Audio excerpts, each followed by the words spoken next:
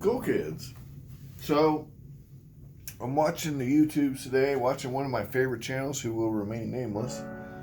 And I want to preface all this by saying that this is in no way a dig at them. It just inspired me to make a video. I want to talk about a couple things. I want to talk about fractional silver to an extent, and more specifically, 90% U.S. silver. I want to talk about ways to get it. How much is it? How much should you pay for it reasonably? Now that's subjective, and I realize that. And I want this person that I know they watch all my videos like a good cool kid. I want them to really hone in and realize that this is constructive. This is in no way a dig. This is meant to be helpful. Now, I want to start out with, this is the dream. This is the dream here, right? This is a dream come true. Yes, that's what I paid for that coin. Yes, that really happened, okay? That is not typical, okay? This is going to be an anomaly. Ooh. Boobs. But, forget all that. Okay, forget all that. This is the anomaly. This is not what I'm talking about in this video. First of all, we're talking about 90%. This is 89%. Okay?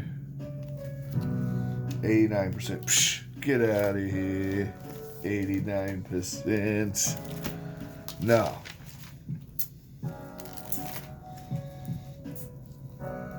Nope.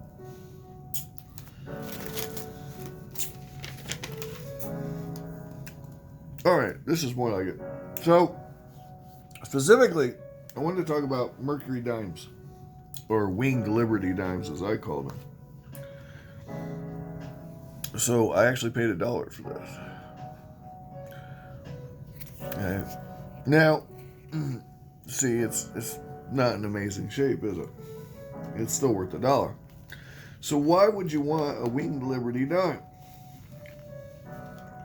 Well, first of all, let me show you why you don't want a barber dime.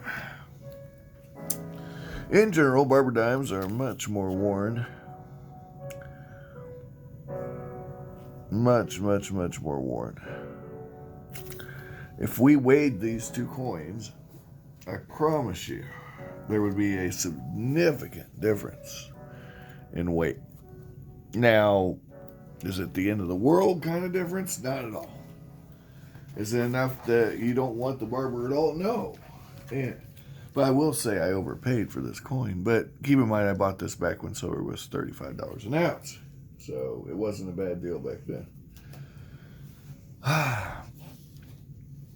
But at $1, a Winged Liberty dime is always on the menu for me. I don't know about you guys. You see? So, what's the point here? Well, the point is very simple.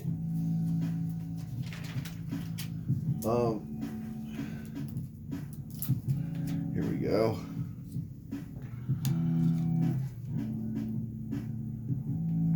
This will be a good example. Okay, so keep in mind there's two ways to look at this. There's one, the silver weight, and two is a numismatic piece, okay? So, there we go. Let's zoom in. This is not a terrible merc, Is it amazing? No, but it's not terrible. And I paid $1.98 for it. I would say 20 times face is my line. This is a Denver. Let me put that on there. 20 times face, you're doing great on this stuff, okay? And if you want to go a little higher for something a little nicer, that's fine.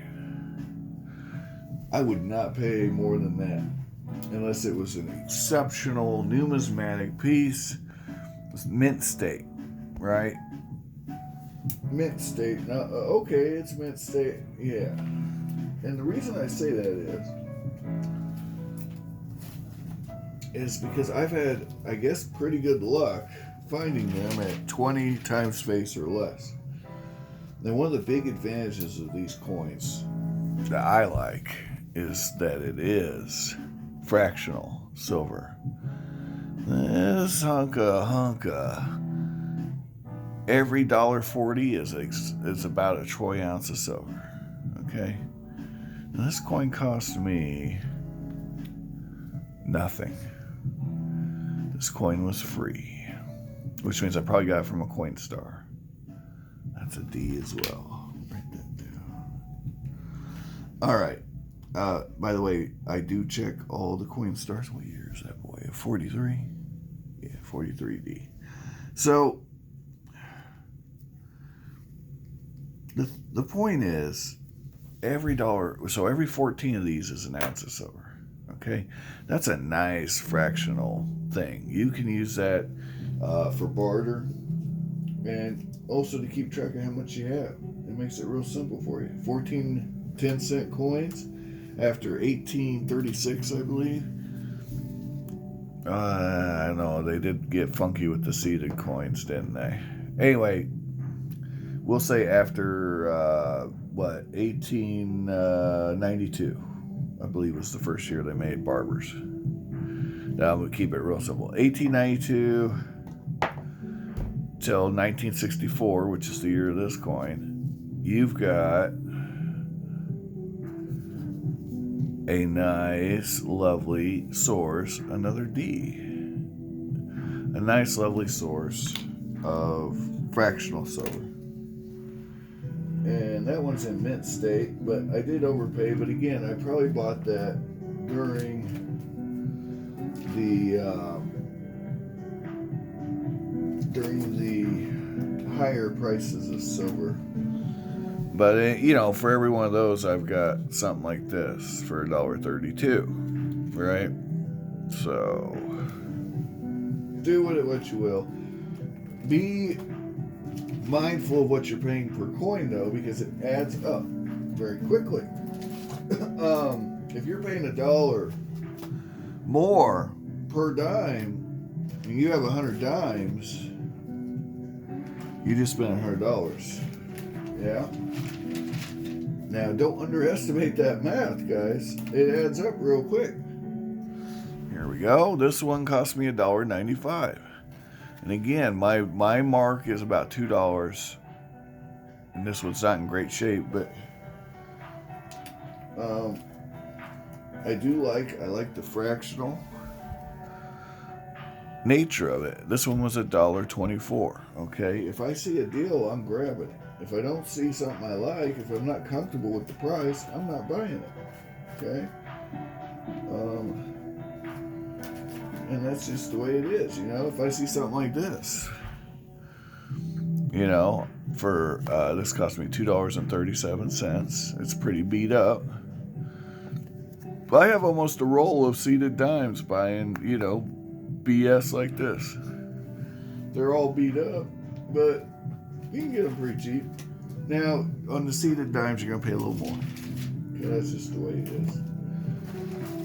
But let me see. I got entire rolls. Oh, look at this. Yeah, remember when I went to that coin show recently? And I got it for what the flip said it was, right?